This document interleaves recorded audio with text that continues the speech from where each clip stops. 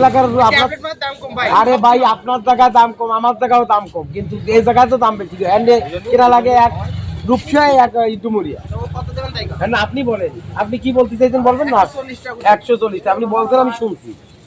এই ধরে আপনার নেওয়া লাগবে না ভাই। আপনি পারবেন কত? আমি পারবো কত? আমি তো আপনার বলছি, আপনি যে পুঁটি মাছ 1 কেজি নিলে 250 টাকা, 220 টাকা রাখবো আমি। এখন আপনি পারবেন কত দেখুনি? 70 টাকা দেন। 70 মাছটা একের মাছ না, তামাকেদার তাজা মাছ। আর আপনার কোনো বরফ মরফ দিয়ে খাবেন মাছ ধরলে এই ধরে, আর যদি বরফ দেয় তো ভাইঙ্গে বলতো, পেঁচকায় যেত।